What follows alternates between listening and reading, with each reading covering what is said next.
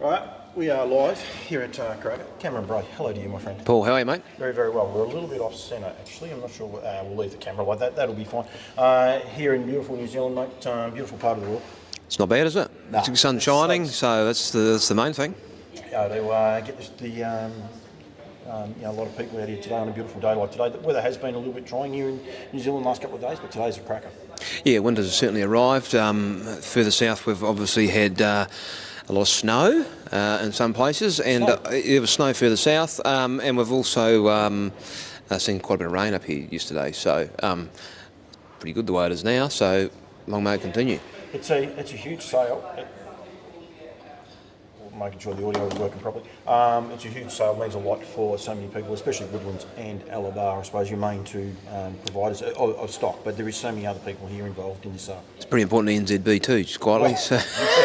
I forgot about you guys, but yeah. Yeah, no, but it's a real thing. It's a thing we've developed over quite a few years now, and it's got to a point where it's a standalone weanling session, which, we talk about different graduates and successes that have come out of it sitting around the table here before, and we talked about the year of COVID came along. It's probably one of the best sales we've ever had, as far as graduates, sales, pinhooks, etc. out of them. So it's a real thing, and it's something that we really love doing, really love having, and as we've sort of talked today about different options going forward, as the projected numbers do look to sort of decrease a little bit, how we can keep this going. So yeah, and build on it. Yeah. It's exciting, and online's one discussion point, but there's plenty of other discussion points there as well, isn't there? There is, yeah. So the online platform works and works well, but I think there is no substitute for a physical auction, particularly when we've seen the hype we do get around the sale.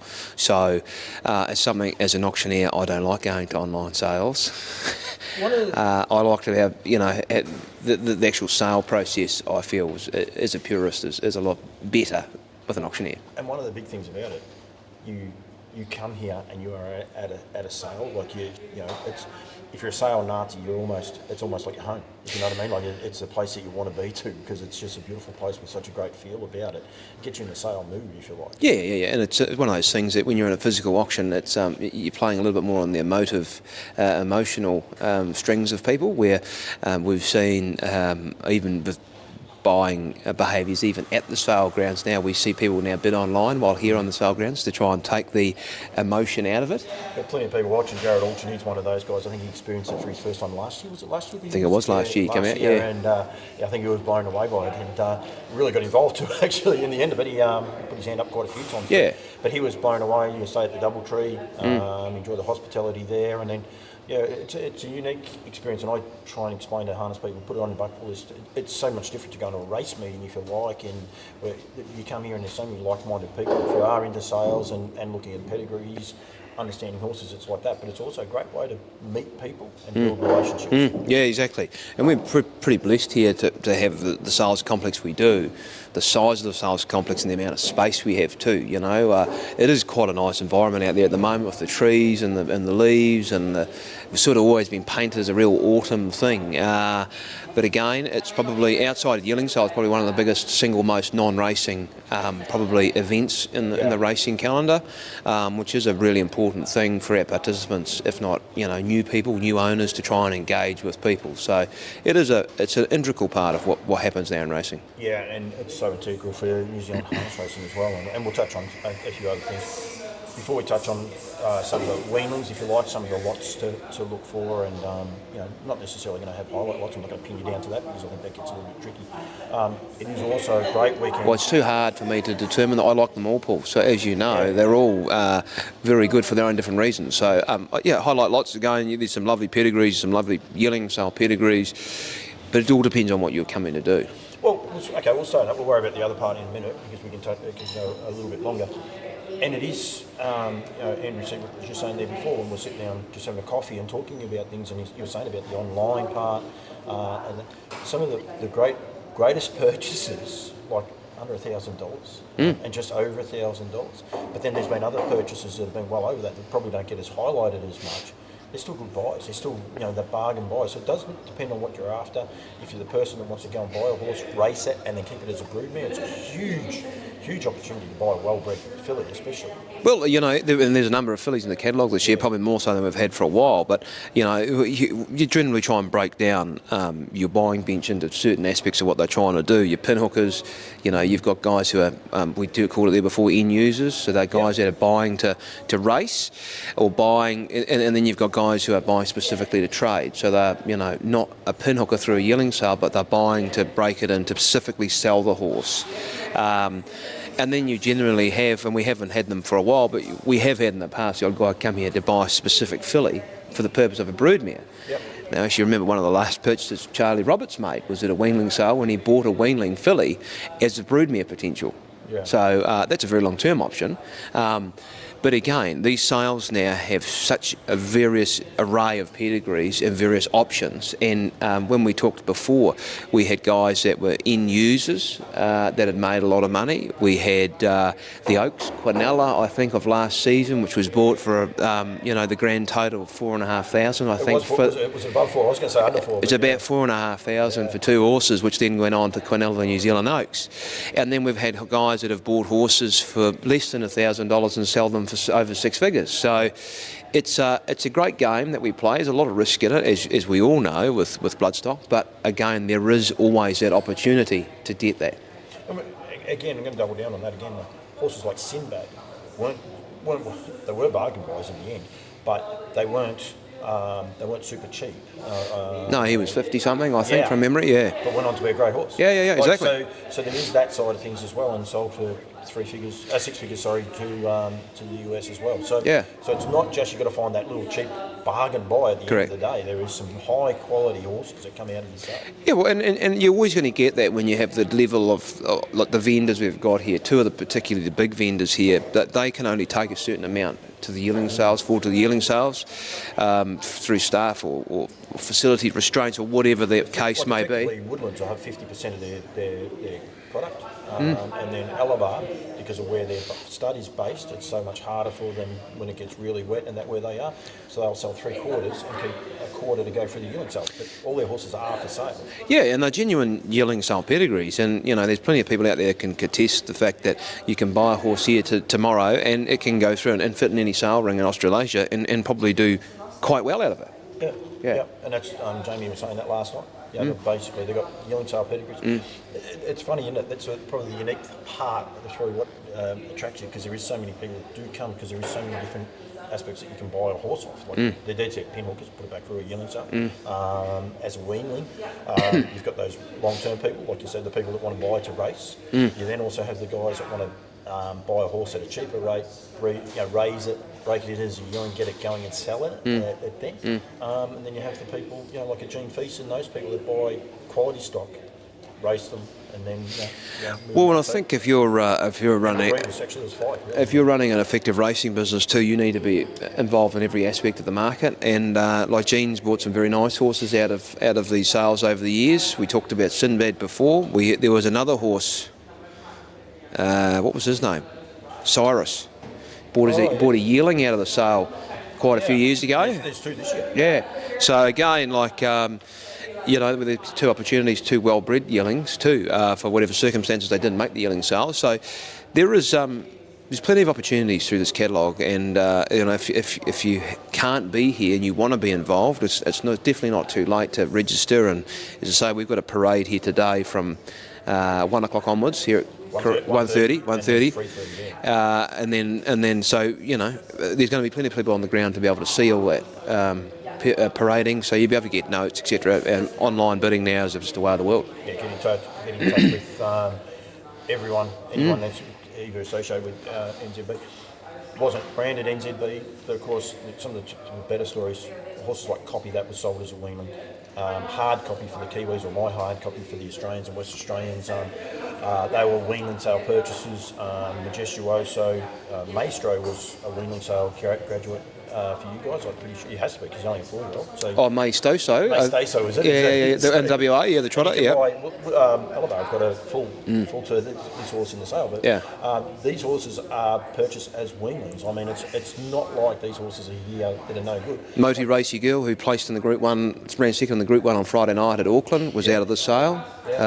So this is a very good sale, a very, very good track record of graduates coming out of. I think we've had, even in the last 4 sales, we've got 13 stakes winners. Yeah. No, this is the stakes winners out of them. That's not to mention the race winners, the horses that have been sold for 6 figures plus, all that other stuff that's going on. So, yeah, it's a good sale, fair dinkum sale. Sarah Famolaro's watching. I wonder if she's going to be up here or not. But and I think that's the other part too. So many of the other breeders, if you like, across New Zealand and Australia watch this sale. First season sires, trends, horses that maybe a stallion will get on a bit of a roll here, and people go, "Oh, I've got a couple of those for the yearling sales." Gets their positivity up, gets them in the right way as well.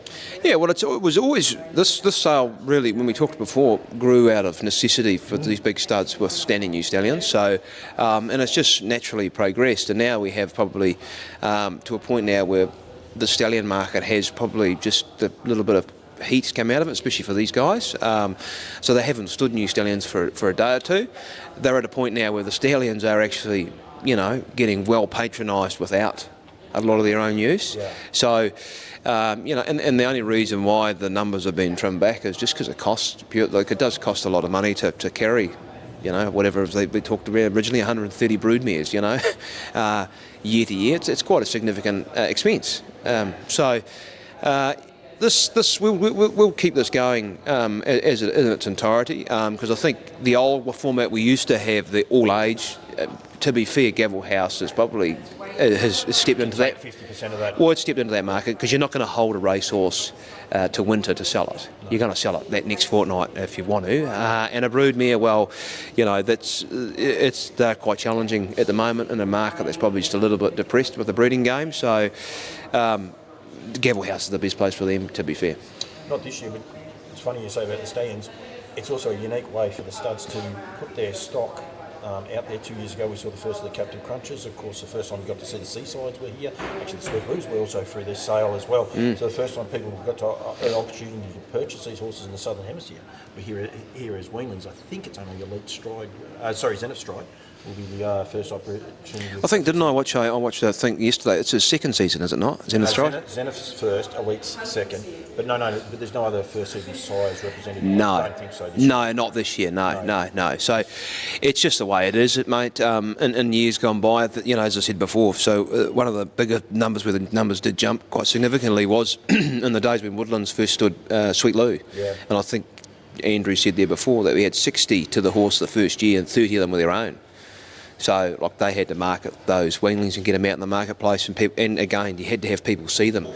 Because I would suggest, when you go back a couple of years ago with the start of Captain Crunch, if he didn't, if we saw those weanlings at that weanling sale, which sold exceptionally well. Well, they're cracking types, they turned out immaculate. Would have basically set off him, I would say, helped him along his way when it came to yearling sales, because there was that confidence in their weanlings. But there was 4 or 5 of us Aussies that turned around and said, well, wait till you see the crunches. Because they were built like tanks. That's not talking out of school and not looking after anyone. And that is one of the exciting parts about it, I suppose, about this sort of sale, what you can do. As I said, then the other part of it is building relations, which, you see a lot of people here that basically this is their time to shine. You had phone calls yesterday and that people saying, yep, we're coming and looking at horses for pinhookers or whatever else they are. So it is a cool sale that way as well, as said, to get people out and building relations. Yeah, well, again, it's one of those things outside of racing that you have limited opportunities, and a lot of guys in the past, we've had the odd night either after or before the sale when people enjoy themselves, probably to the point of There's been some scenes. The limit. Graham Hand was actually on there before. Sean McNulty, I'm sure he'd be hoping or wishing he was back here in New Zealand too. Don't worry about that. There is all that, and that social aspect is a huge part of it. Yeah, it is, and look, we probably make light of it. People have a bit of fun. It is just building the relations. That's one thing about it. Macca and those guys last year, the people that they met, they would never have met if they hadn't come here to the Weanling Sale. The Johnson boys. I think they've built some great relations really out of being here and having fun, and then going to the races afterwards as well. So that is the part about it. Sale starts tomorrow at 12 o'clock New Zealand time, 10 o'clock Australian time. It is online at NZB Standardbred.co.nz. Yep. People can tune in there. They need to register though. They need to Yeah. get in touch with you guys. They can still do that all day today. Yeah, if they want to do it, they want to get on and get going, because there is a process, and like we've had the same trouble every year where we get hit at the last minute with a number of registrations, and you know there's only physically so many people you can check in a given hour. So for God's sake, don't leave it 15 minutes before the sale, then ring me and say, "Crikey, you never got registered in time." Yeah. This is your warning. You know, get on, get it done. I said because there is only 106 lots. You know how obviously we conduct our sales here. We don't generally muck around when they're in the ring. For us here, it's all about building the hype and building the anticipation and the urgency, which we're very conscious of here. So we're talking literally just a bit over 3 hours worth of selling. So yeah, get involved and get your finger dead set on that mouse. I can't do it, but if you have trouble, you're not sure who to get in touch with, just give me a call and I can put you in the right direction as well. That did happen last year. We were able to facilitate a last-minute person. Don't do it though, please. It can get messy when I'm trying to... Well, it just puts people under pressure, and if we want to be able to do the job right, and do the job right for everyone. So please just do get in and get involved and get in early. I must say, we've got to say Frankie and the team here too in the cafeteria, because we're actually doing this in the cafeteria. It's a little bit hard. I didn't bring an extension lead. I had great plans of doing it outside and then quickly realised that that's going to be a bit hard with no power outside nearby. So the cafeteria, food is available here when you come here. If you have never been here, you've got the Doubletree over across there that's got a bar as well, and a restaurant. Does it? Yeah, it does. Yeah, it's pretty cool. Plus some motel rooms. Some nice red wines over there. And the cafeteria over here that also serves alcohol. So I mean, it's a really cool place that you can sit down. You have brekkie. They fed all the staff just there before. You can get a breakfast here, morning tea, and then the sales. So yep, and high quality food. Yeah, and that's just us. You know, there's Woodlands have always been, and Alabama have always been pretty good with their own hospitality as well. So even if you've got nothing to do, come out for a day out. It's a good day. Everyone has a lot of fun, and buy a horse. Bev Williamson's watching. Unfortunately, they lost their superstars just recently. It's a bit sad. So condolences to the Williamsons going from there. Brett Coffey, he's early morning. Don't worry, he'll be tucked up still in bed because it'll be a bit fresh over there. He's moved to a new part of the world, and I tell you, he's got a bit of a frost before everyone else has. I've done some funny things in my life. I don't think I've ever laid in bed, woken up and watched Paul Campbell in the morning. I don't know if that's really high on my priority list. There are a few people. Michael House, flat white trim is on the way. With two sugars. I got me long black. Thank you, Mike. Good morning to you. Quite a few people watching, and it's a pretty important sale from that point of view. Yeah. Well, it's you know, the numbers of sales we have now, it isn't high, and we're a sales business. You know, there's a lot of private sales that go on, so you know we're really conscious when we run and open Karaka, because it's not a cheap expense to light this place up. We'd want to try and make it an event. So from Frankie to the poor bastards out there raking the leaves up for the 15th time this week, we put in a big effort for the day, you know. Yeah, we can't. One of those guys isn't a poor bastard. I say he's actually going pretty he's good. All Peter Argus, he's going reasonably well. We'll talk about they did a sec. We got Bev and the nice horse on the go. Yeah, Bev, well, that's right. Bev might be up here. She might be enjoying the sunshine, looking after him by the city. So yeah, Pete's over there. He is. He's raking the leaves. The guys on the rake. So good on him. It'll be a downturn in my the people actually. Watching, unfortunately, because Janet and Pete are always one of the first people to get on there, and they'll always give it a like too. The sale is here. Get in touch with the guys. 106, you can see it at nzb.co.nz online. Make sure you go to that to see it. You can go to Alabar's website or Woodlands if you want the entire sale, because Tardina's selling. Brogden Lodge, Graham Bowens. There's something we should mention too, because it's Graham's finally calling it a day. So this is in effect a dispersal of his weanlings. He's decided to retire to somewhere. I'm not too sure where he's going, but he is retiring. So I will make it very clear through the sale that is his last offering. But he's been a great vendor for many years, and he's been involved in the transport of horses here in New Zealand for a long time. Been an administrator. So it'd be sad to see good bugger like Bowie go, but. He's not that keen on the interviews either, but if he's watching now, mate, bad luck, I'm coming. So that's good. And as I say, Tardina, who have just come into it for the first time last year, we've just worked together to lighten the load a little bit, because they had quite a number of yearlings. Again, more of ease of handling. These guys have probably got small family-owned teams, and all of a sudden when you're talking doing 14 or 15 yearlings, it's a big job. So we went through them and itemised a few to sort of look towards the weanling sale, and they're back now for the second year, which is great.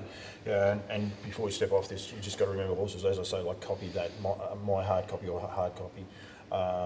Sinbad, Ultimate Racy Girl, though, the other man, Mantra Blue. Mantra Blue, High quality horses that don't just race as 2-year-olds. It's not like they're precocious going with horses. And it's not that they are only old horses either. Some of these horses have been able to go right through. So that is the beauty of this sale. There's plenty of horses there on offer, and that's what we want. We want to get the message out there for. Yeah, exactly. It's as we said right back at the start, there's a horse here for everybody, depending on what it is you're trying to achieve and what you're trying to buy, the purpose you're trying to buy. So we have. Probably when you actually go through the catalogue this year, it's probably more yearling sale catalogue. What I'd say yearling sale type pedigrees than I've seen before. We've also we've got a number of horses that are, if you're interested in a trotter, there's some horses there that are 21. Yeah, there's a number of trotters. So again, there's horses by the best size, the young size, the emerging size. Woodlands have got one of their entire stallion draft, at least one. The entire stallion drafting. We've got Captain Treacherous weanlings. Yep, we've got the. What's the saying? They're not making any more American ideals. So this will be the last time you get a chance. Well, won't be actually, because it'll be frozen semen and there'll be mares inseminated. Actually, sorry, that's a lie. But there won't be too many more of those on offer. I just had to correct myself. The beauty of live TV. I got myself in the. You could just say sorry, I'm wrong. But no, you dug yourself back out of it. Good on you. You want to be smart. Right. Also, what complements this is the Auckland Cup. Road Cup meeting, and there's been a bit of chatter about positioning of the Auckland Cup and everything else like that. But for mine, it just makes for a huge weekend. We talk about bucket list on weekends. I mean, the Road Cup and the Auckland Cup are two races that stood the test of time. They complement this weekend. The weekend complements them. Yeah, and that's the whole way through. Going back to the old PGG All Age sale, it was always hitched to every second year the jewels. How the success of the sale has always come about that you've just tried to make it an event. Yep. So when we pulled the weanlings out to become the National Weanling Sale, we wanted to attach it to a race meeting of significance to try and attract those Australian interests. We've had a number of Australians over the years that have come out, have been to Karaka, gone, wow, geez, this is good. Never bought, but they sort of came for the races, and the sale was a part of it. Now that is, in my eyes, we're opening the shop door to new clients, to new potential. Because they might not have bought that year, but exactly. they're knocking our buyers now. Correct, 100%. So, and again, we really enjoy trying to have an atmosphere here, and to do that, it's pretty hard to probably generate a bit of interest on a Thursday with nothing else on, because we don't have a probably large enough industry to do that, So it's worked well, and I don't know what the outcomes of the discussions are in relation to some of those races, but it'll be interesting to see what happens, and going forward, that'll be a part of our decision making going forward. Yeah, from NZB's point of view. But like from a person like myself that watches the industry and loves the industry, I think it's great. I think it's a great night of racing at Auckland on this coming Friday night. There's been discussion about the size of the fields, and it's a worrying sign and everything else like that. Quality of horses are there. Yeah, a couple of horses have gone amiss. The Auckland Cup is still a cracking race. It's so open. See a little horse like American Me last week, what he was able to do. The beauty, I think, where a lot of people go wrong, it's still a pretty good dream this weekend with some of these horses that are going around, especially in the Auckland Cup. Yeah, no, it's a time-honoured event, and we're a time-honoured event wherever it goes. Just the only thing is, there is a little bit of a contradictory argument around moving it, that you don't run into something else. Yeah. And that's something we have to be really conscious of. It is a small pool of horses. It doesn't matter how you look at it. No. And it's about using that pool of horses the best way possible, and for the best use of them too, so that you're not burning the candle out. Look, it's been a big thing, the Autumn Carnival, and you're probably understandably going to have some horses that just aren't going to make it all the way through for whatever reasons. They've sore or injured or whatever's happened. But again, if you don't put them in that place, then you talk about, well, why has the Autumn Carnival been so good? From the grins right through to now, a lot of it's been the Australian interest. Now, if we were going to just itemise them out in sporadic, without any sort of strategy to our feature racing, you're not going to get them. the idea is to have them here and try and attract them and bring them here and keep them here for as long as you can. Well, one of the discussion points has been about keeping the Aussies here, but I think one Aussie horse is not in the race this weekend, but speak the truth, but Better Eclipse is still there. Yeah. I mean, so there's only 2 coming across, and they were here right up until this week. There's quite a few others that actually are missing out of that. Of course, Barry and Scotty have got an issue with a couple of those horses, and they've had long camps, and same with Don't Stop Dreaming. I mean, he contested the 100 Cup. Yeah.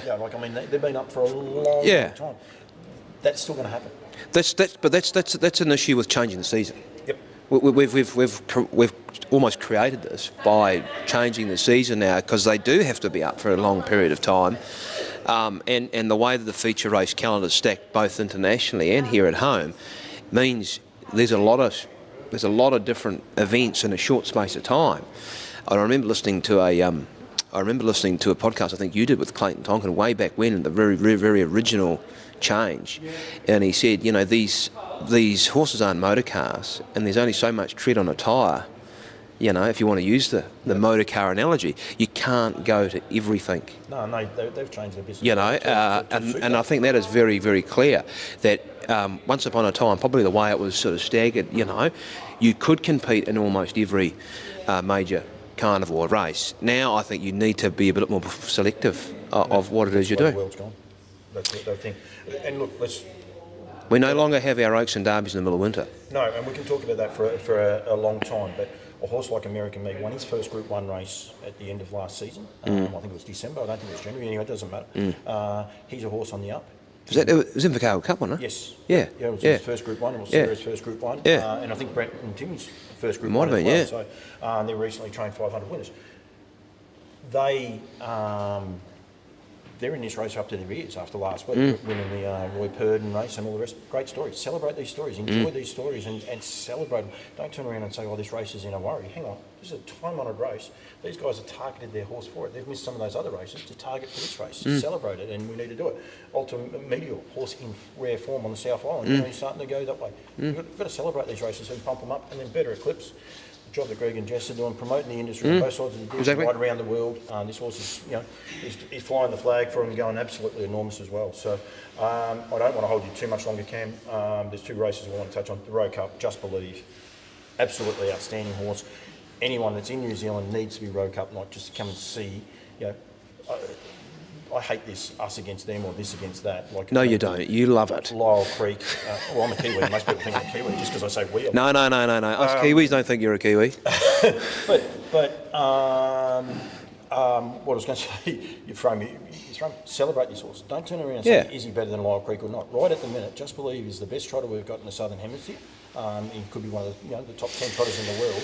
Get to the Roe Cup and watch him. But I'll tell you what, Muscle Mountain stamped his form again last weekend. He's back. Oscar Bonavina. It's a great race.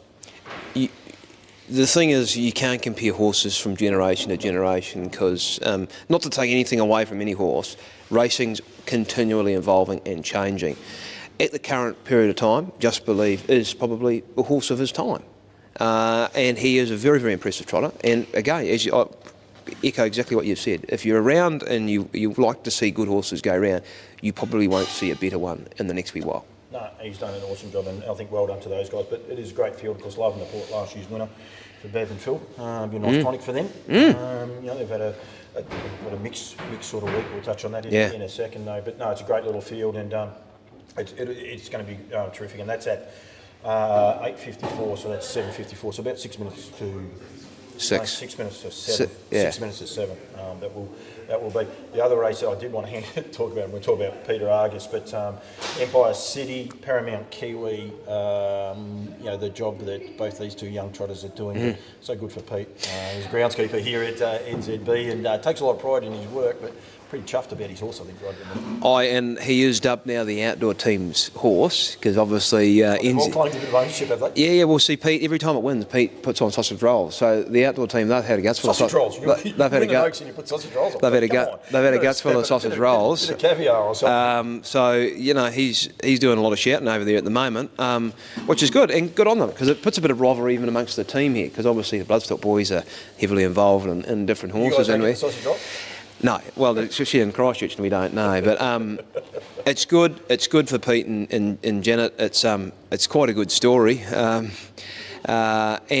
you know, it's just one of those things. Originally nominated for the yearling sales, wanted a particular value. A certain agent told them they don't think they're going to get the value they really wanted, so they elected to. I can't confirm or deny that. And look what's happened, you know. So it's a real credit to them sticking with, you know, they obviously had a bit of an idea what they wanted to achieve, and I think it's exceeded all their expectations. I was told at Ashburton, I think he goes pretty good. Watched it; it went very good on that occasion. I think that was his second win. It was its first listed race at that. That's occasion. right, it was too.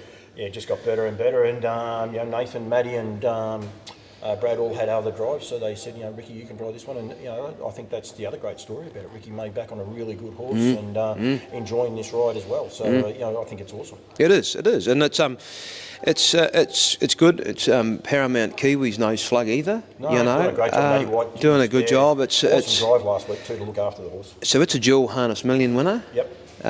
For us, so it's a bit of a marquee horse for us. Ironically, getting stitched up by in the odd fight against a horse that we didn't take to sales, but that's what happens, isn't it, from time to time? Oh, look, it does. That's racing. That's what swings around.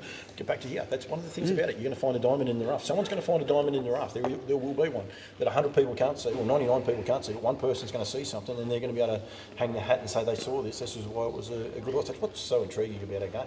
Yeah, no, it is. It is. It's not a science, and that's why we're still playing it, probably. Yeah, exactly. Huge night of racing. Please want everyone to watch it. I don't want to hold Cam much longer, but just back at Addington, your hometown, mate, got the chocolates last week for the Duns. Yeah. Go back and watch the replay. It's a pity. It's electric, isn't it? Yeah, cross down the back. I'm like, well, this thing ain't as good as what they are. Johnny's had to pull the plugs and get up it. And then within about 10 metres, 15 metres, once he'd done all that, it's like, hang on, this is going to bolt him. It was just incredible race to watch. The horses go straight past it, and then away it goes. And the way he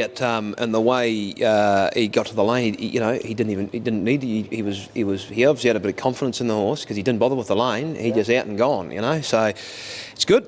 It's good for the Gordons too. They've been great, supporters of the Dunn stable, and what a ride they're having at the moment, Johnny and the team, you know. Oh, well, Johnny's going for the leading drive. That's actually what I just went back for, because I'm thinking he's coming. Nick Hooper, hello to you, mate. Too good to see you, Roger. And Les Chapman from Maryborough, the guys. Diane Riley, #1 owner in harness racing right at the minute, front and centre everywhere. She's absolutely flying. But Addington been on a Thursday, because it's going to be a bit of a, like, you're only halfway through the season too. That's the best part. But John and Blair are having a red hot crack. I was wondering who was driving Johnny's horses, because I see he's coming here. But yeah, they're racing tonight at Addington, tomorrow night here at Auckland. So Johnny will be doing both. Yeah, because I think we move into June. Sorry, Addington's tomorrow night. Sorry, because today's Wednesday.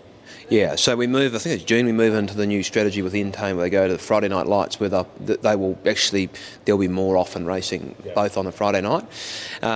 So, yeah, it's good. So it'll be interesting, at least for the next wee while, he'll be able to try and forge ahead. Yeah, well, Premiership watch, it'll be a little bit of fun, and that's for sure. So I think, Blair's been sort of out there on his own for a while, but Sarah O'Reilly, great scenes the other day. The girls in harness racing, and I say the girls, ladies, Nikki Chilcott, Natalie Rasmussen, but now this new wave of young girls comes through. It's so exciting for the industry as well, and we want to grow the sport.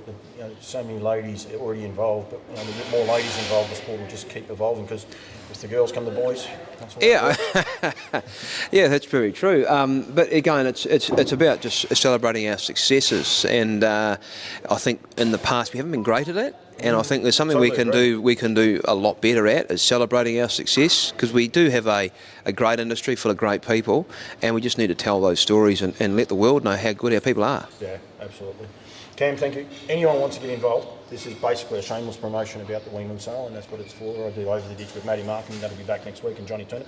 Hey, Johnny Turner's got himself a nice little horse too, actually, with Macca, Lodge, Brent McIntyre and the team down there, 2 wins on the go too. So that's great to see for Johnny. He's a good supporter of my shows, and Over the Ditch will be back next week. But yeah, with this and the commitments here makes it a little bit hard, and then also the timelines. But yeah, it is a shameless promotion to make sure people are aware that the NZB Weanling Sales are on.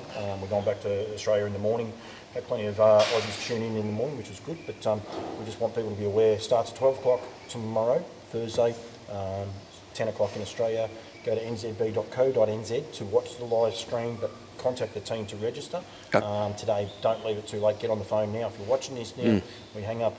They're 2 hours ahead, so inside office hours, don't have to worry about that. And get in touch with the team. Probably something to remember if you're thinking at 4 o'clock, at 6 o'clock here, you might have to. But you can go via the website and do it all online anyway, so you can jump on there and just fill in the forms and send them away, and we'll be in touch, sort of thing. So, but again, we just don't want it to we get to tomorrow morning and we've got 50 bloody registrations coming at the last minute, and we then try to expect it to do any due diligence. We've never heard of you before, and you live in, It's a funny thing. around the corner from Ayers Rock. We got to try and track someone down that knows you. It's human mentality. Like Yeah. I've got to tell people off for doing it. And I couldn't find my passport when I went live the night before last, and I was going at 6 o'clock next morning.